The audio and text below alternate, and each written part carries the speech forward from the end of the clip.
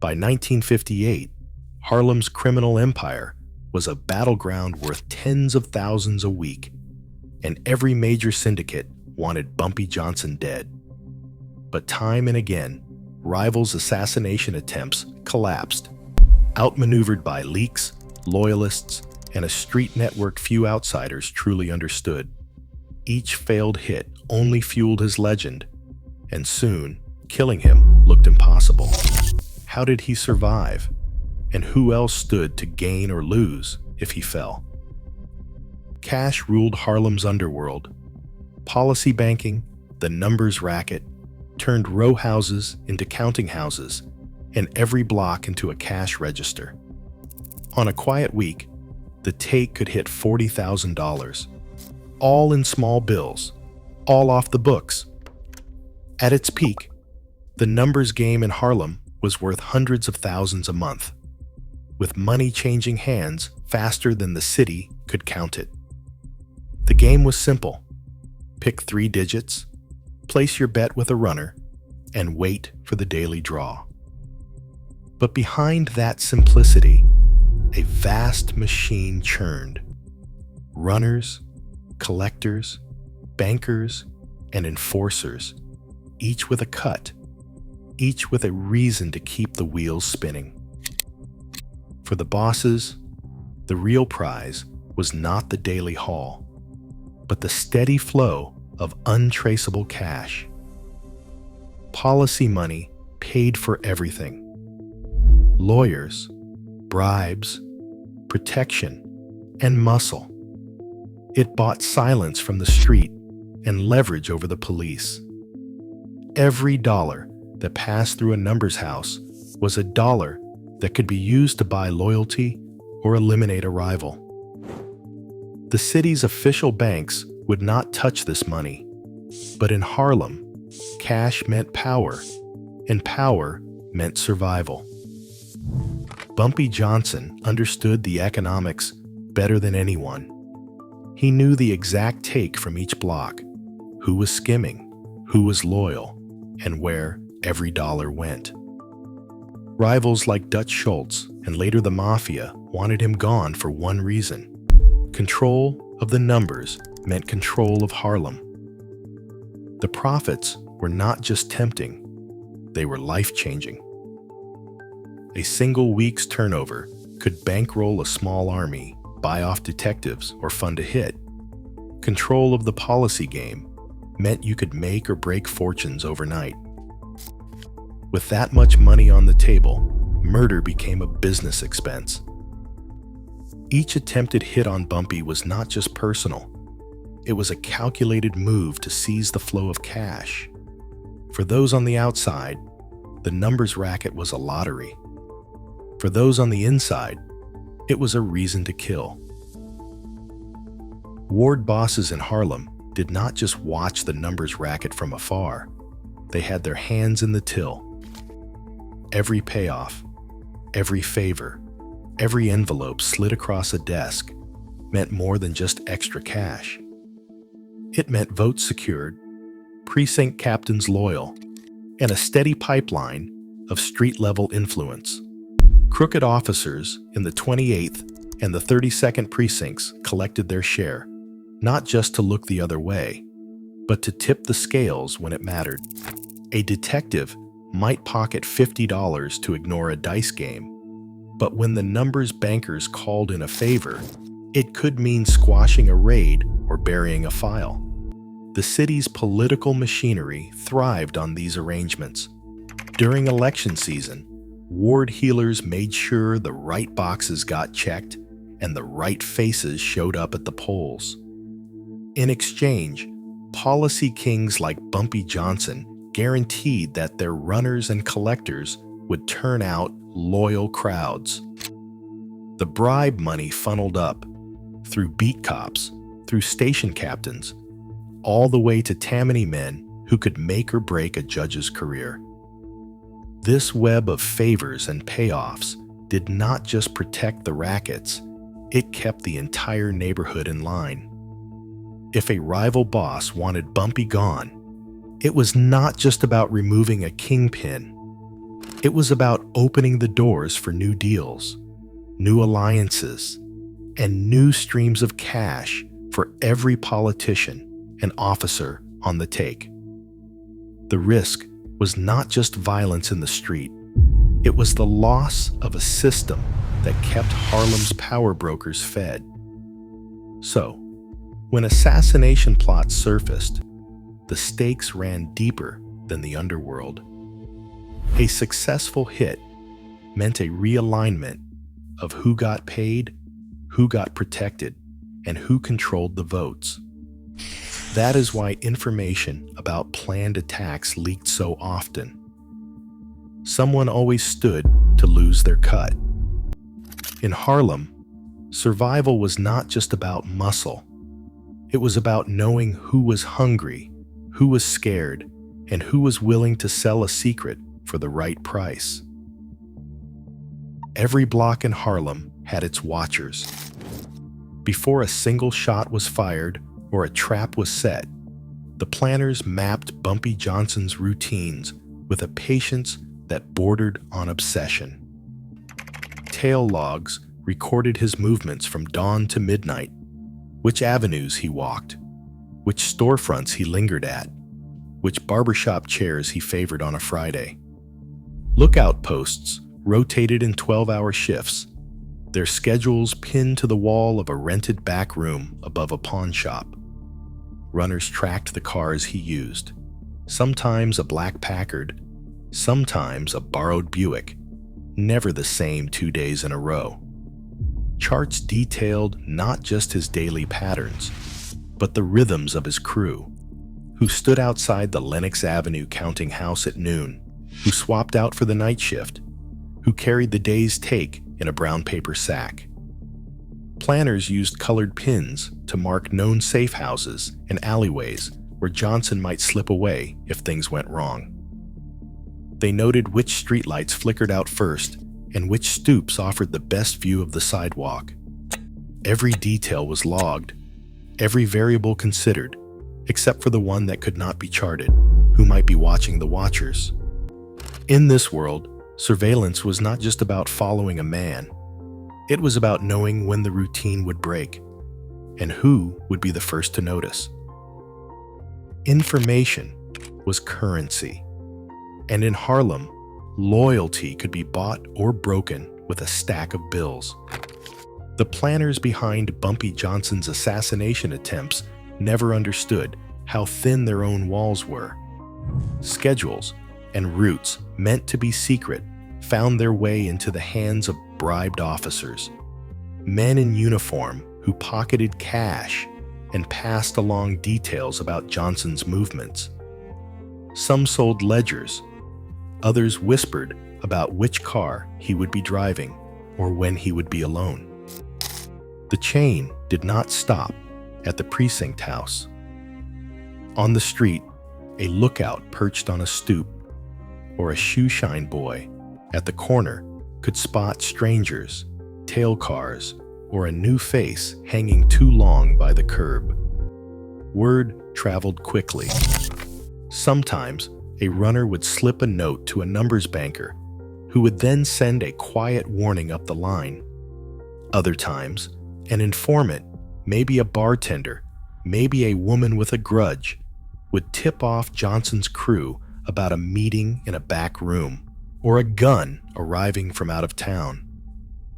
The plotters never saw the leak coming. They trusted the same crooked cops who took their money, never realizing those same men owed favors to Johnson or feared what would happen if they crossed him. In Harlem, every betrayal had a price, and every secret had a seller.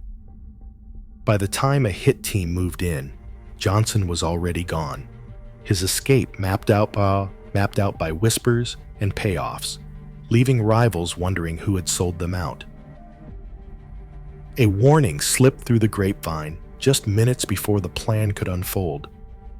A runner, paid off by a rival's crew, handed a note to a numbers collector on 137th Street. Within 10 minutes, Bumpy Johnson was off his regular route. ducking into a side entrance that was not marked on any of the planner's maps. The would-be triggerman, waiting in a borrowed sedan, watched the sidewalk empty and realized the target had vanished. Inside the precinct, a detective quietly stamped a municipal incident report. Never filed, never followed up. The paperwork ended up buried in a drawer, the case marked for closure before it ever opened. Back on Lenox Avenue, Johnson's decision to disappear left his enemies guessing. The timing was not luck. Word of the plot had traveled through 2 layers of street informants, each passing it along for a price. By the time the hit team realized they had been spotted, Johnson's crew had already changed the locks on the safe house and swapped out the cars. The only evidence of the attempt was a single line in an archived file, closed without comment. For the men who planned the hit, the message was clear. Every move in Harlem was watched, every secret for sale. Johnson's escape was not just survival, it was a warning. From that night on, no one walked alone, and bodyguards became as common as cash in the numbers racket. Choosing who stood closest to Bumpy Johnson was never left to chance. Every man who called himself a bodyguard faced a gauntlet before he got anywhere near the job. The process started with background checks, quiet inquiries up and down the avenues. Old neighbors questioned, distant cousins paid a visit. Anyone with debts, loose lips, or unexplained absences was crossed off the list before their name ever reached Johnson's ear. Loyalty wasn't a matter of reputation, it was a matter of proof. A man might be asked to deliver a sealed note across 3 blocks without opening it, or to wait in a cold stairwell for hours just to see if he would follow orders. Some failed these tests and never knew they had been watched. The final candidates had to memorize code phrases, simple words or numbers that changed by the week. If a bodyguard missed a phrase at the wrong moment, he was out. Johnson demanded that his protectors be able to spot a tail, read a crowd, and hold their nerve when the street went silent. The leader of the bodyguards, usually a man who had proven himself in the old wars against Dutch Schultz, kept the roster tight. Only those with family roots in Harlem, men who owed their safety or their freedom to Johnson himself, made the cut. Betrayal was always a risk, but the system made it costly. Bodyguards were paid well, but more important, they were made to feel watched by each other, by street informants, and by Johnson's own quiet tests. At the end of every week, each man reported in, sometimes using a new password, sometimes leaving a sign in a shop window. The smallest slip could mean demotion or worse. The message was clear. Trust was earned daily, and a single mistake could cost more than a job. In this world, the difference between protector and traitor was often just one whispered word away. The night was thick with sweat and cigarette haze inside the Lenox Lounge. Jazz spilled from the stage, but every eye in the room kept drifting to the corner booth where Bumpy Johnson sat, his back to the wall, talking low with his lieutenants. The crowd was packed shoulder to shoulder, 300 people pressed tight, each one a potential threat or witness. Nobody noticed the bodyguard shifting behind Bumpy, not at first. Big Sam, a man trusted for years, edged closer, his hand buried in his jacket. He'd been paid off by men from downtown, promised $50,000 for a single job. His job was simple: wait for the right moment, close the distance, and pull the trigger. But Bumpy's security didn't end with the men at his table. The room itself was wired tight with loyalty and fear. Bartenders watched for signals, regulars knew when to clear a path, and a whisper from the coat check girl could change the flow of the whole night. As Sam's hand trembled on the pistol grip, another bodyguard caught the movement in the mirrored wall behind the bar. In a split second, he closed the gap, grabbing Sam's wrist just as the gun came free. The weapon jerked upward, away from Bumpy's head. A sharp twist, a grunt, and the gun clattered to the floor before a single shot could ring out. For a heartbeat, the room froze. Then the music stuttered back to life, and the crowd pretended nothing had happened. Sam was hustled out the side door, his betrayal handled in silence. Bumpy didn't flinch or turn. He kept talking, eyes steady, letting the message settle. No one got close without being noticed. The bodyguard's training, weeks of drills, code phrases, and constant suspicion had worked exactly as intended. In Harlem, survival depended on more than muscle. It demanded eyes everywhere, nerves of steel, and the kind of discipline that could save a life in the space between one breath and the next. $50,000. That was the price set for Bumpy Johnson's life, and it did not come from a stranger. The offer landed in the hands of Big Sam, a bodyguard who had stood at Bumpy's back for 5 years, long enough to know the rhythms of his nights, the weight of his trust, every unspoken rule of survival. Sam had watched Bumpy outmaneuver rivals, outlast police sweeps, and turn Harlem's chaos into order. But cash like that could turn loyalty brittle. The deal came wrapped in promises: protection for Sam's family, a new life down south, a clean break from Harlem's blood-soaked streets. All he had to do was wait for the right moment, get close enough to smell the cologne on Bumpy's collar, and pull the trigger. The betrayal cut deeper than any threat from outside. For years, Sam had eaten at Bumpy's table, carried his secrets, and passed every test of loyalty. But the men with the money knew where to look. They did not bother with hired guns or distant shooters. They wanted an insider, someone invisible to suspicion, someone who could get close without raising an eyebrow. The contract was not just about removing a kingpin. It was about shattering the sense of safety that held the whole operation together. When trust broke, everything else followed. In Harlem, the most dangerous enemy was the one who already had the keys to your kingdom.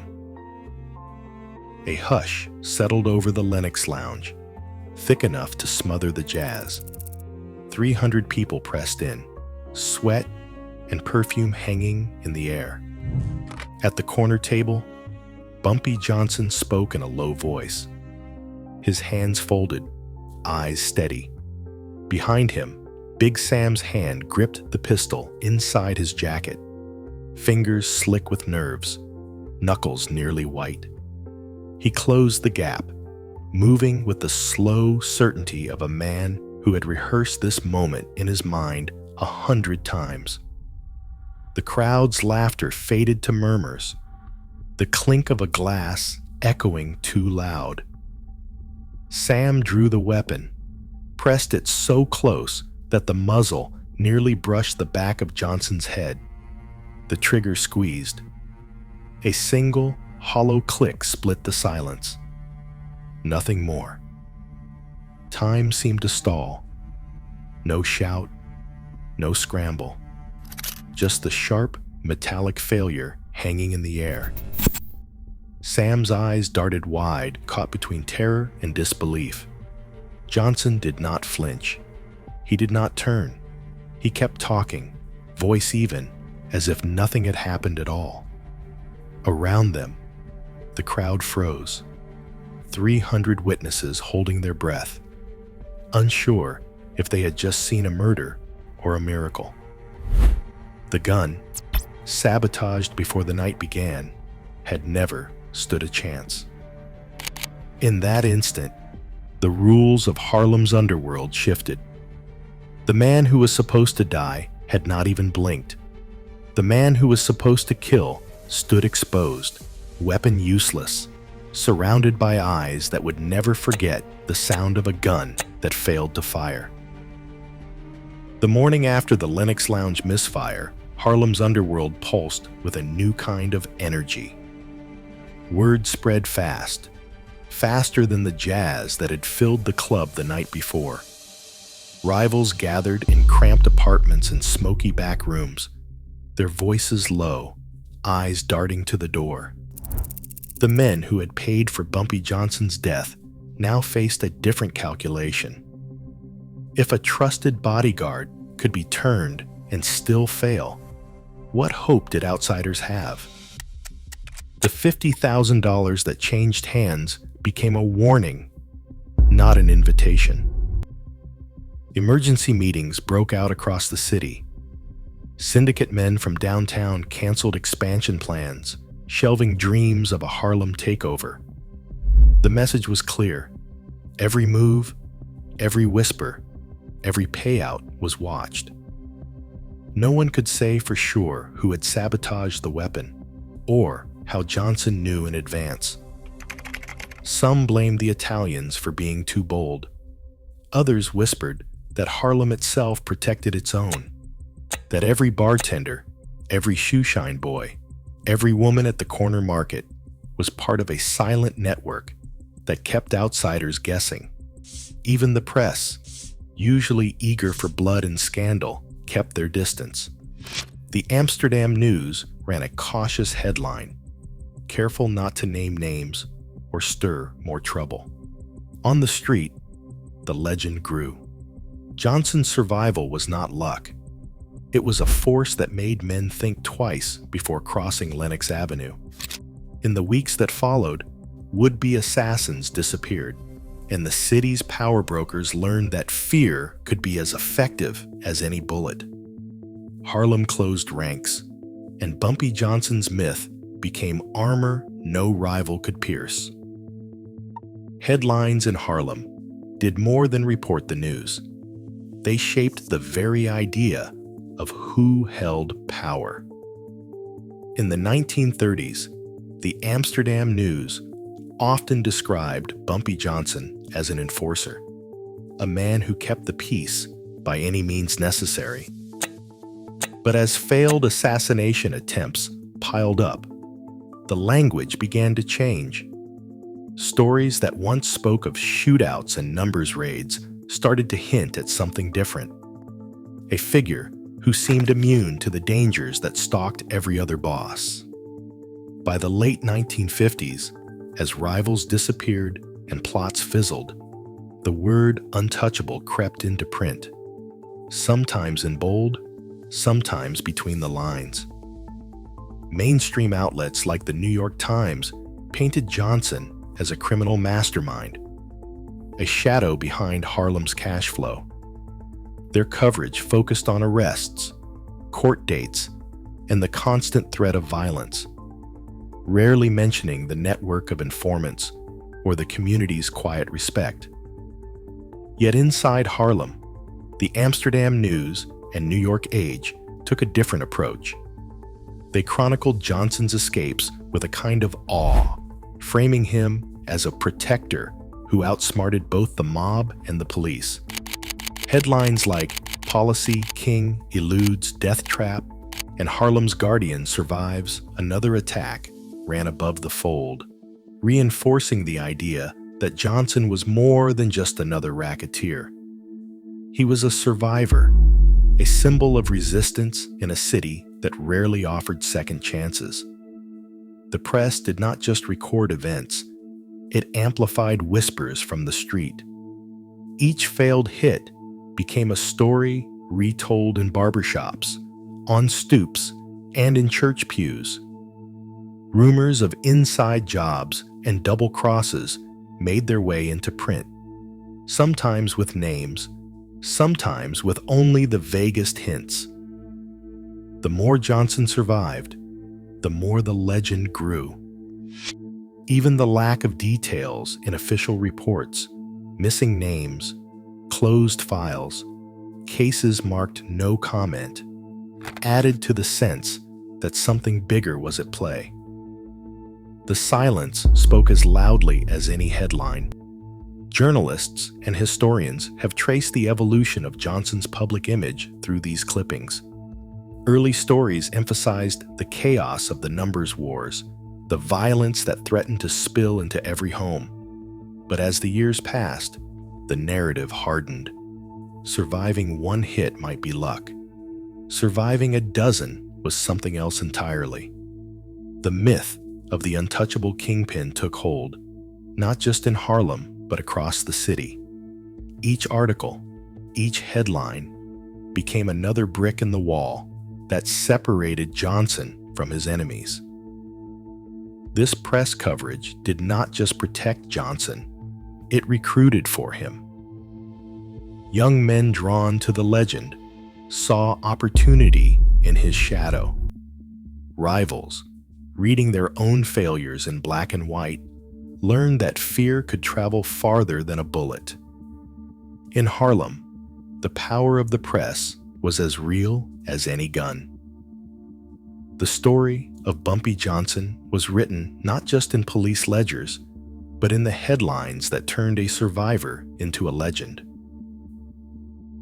In the years after 1958, Harlem's streets held their own code, one written in whispers, glances, and the unspoken threat that came from knowing who was watching.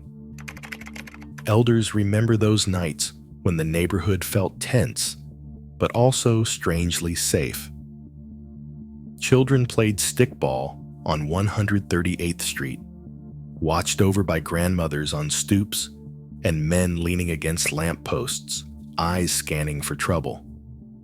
Shopkeepers kept ledgers under the counter, and news vendors folded the Amsterdam news just so, sending signals that meant more than the headlines. If a stranger lingered too long, or a car idled with out-of-town plates, word traveled. Sometimes it was as subtle as a shoeshine boy pausing his rag, or a barbershop door closing early on a Friday. People in Harlem understood that survival depended on more than luck or muscle. It was the community itself that acted as a shield. Stories passed down in barbershops and church basements recall how neighbors would quietly steer children away from corners where a beef was brewing, or how a mother might warn her son not to walk Lenox after dark if a certain car was spotted the night before. These were not just coincidences. They were acts of quiet resistance, a way of protecting their own from the chaos that always threatened to spill over. After the failed hits and the rise of Bumpy Johnson's reputation, open street violence dropped off. The kind of wild shootouts that once rattled windows became rare, not because the danger vanished, but because the cost of crossing certain lines grew too high. People who might have been tempted to sell out a neighbor or tip off an outsider thought twice. The risk was not just police attention or a rival's revenge. It was the cold shoulder from the block, the loss of trust that could make daily life impossible. In Harlem, reputation traveled faster than any police cruiser. A single whisper could empty a sidewalk or fill a storefront, depending on who was mentioned. Oral histories from longtime residents talk about those years with a mix of pride and caution. They will say, Bumpy Johnson kept the peace, but they will also admit that fear was part of the bargain. Shopkeepers who paid for protection got more than muscle. They got a kind of insurance that the worst violence would stay outside their doors. Families who kept their heads down found that the street looked out for them, so long as they followed the rules. Even those who lost loved ones to the game will say that, for a time, Harlem policed itself. Outsiders, whether they wore a badge or carried a contract, learned to tread carefully. The community had its own way of deciding who belonged and who did not. And that invisible shield, woven from loyalty, fear, and 100 silent agreements, proved stronger than any bulletproof vest. In the months after the Lenox Lounge misfire, Harlem's criminal underworld entered a period of uneasy quiet. The usual suspects, mob accountants, racketeers, syndicate lieutenants, gathered in back rooms, shuffling through strategy memos and ledgers that once mapped out hostile takeovers. But the numbers told a new story. Where there had been a steady drumbeat of assassination attempts year after year, the frequency dropped to almost nothing after 1958. Plots that once seemed routine now brought only anxiety and second-guessing. The math was simple but unforgiving. Every failed hit on Bumpy Johnson had cost more than just money or men. It had rattled the system itself. Each time a contract went sideways, someone lost not just a payday, but a seat at the table. Syndicate bosses from downtown, who once dreamed of folding Harlem into their empire, now faced a wall of silence. Their own men hesitated to take contracts north of 110th Street. The risk was no longer just a bullet in the dark. It was a chain reaction. Leaks to the police, lost graft, and the sudden collapse of alliances built over years of bribes and backroom deals. Inside Harlem, the calculus changed for politicians and police captains too. Ward bosses who had once played both sides, taking envelopes from Bumpy's rivals and then tipping him off, now found it safer to keep their distance. The threat of open war, with its headlines and bodies, had become bad for business. Graft depended on stability, not chaos. If Bumpy fell, the entire structure of payoffs and protection could unravel. Judges who owed their seats to Tammany favors, detectives who counted on extra money to pad their salaries, all had reason to prefer the devil they knew. Meeting notes from rival crews in 1959 reflect a new tone: caution, even resignation. Proposals for fresh hits were tabled, then quietly abandoned. One memo, later recovered in a police raid, read simply, "Harlem closed, no action recommended." The message filtered down the line. Men who once bragged about taking out bosses now avoided Johnson's territory, unwilling to risk the kind of exposure that could end more than just a career. Even the mafia's New York families, who prided themselves on never backing down, began to reconsider. The cost of another failed attempt was not just a lost investment, it was a warning to every would-be assassin that Harlem was a fortress, guarded not just by guns, but by a network of eyes and ears that reached into every corner. The myth of Bumpy Johnson, once a story whispered in fear, became a practical deterrent. Killing him was no longer just difficult, it was bad business. The rules of engagement had changed, and for the first time in decades, the safest move was to walk away. In today's world of surveillance and digital trails, the myth of untouchable power still echoes in every corner where information means survival. The line between legend and fact blurs not just in Harlem's past, but in every city where control is currency. Stories like these remind us the real influence lies in what we can't see, and sometimes never will. What do you think keeps power truly protected? Drop your thoughts in the comments.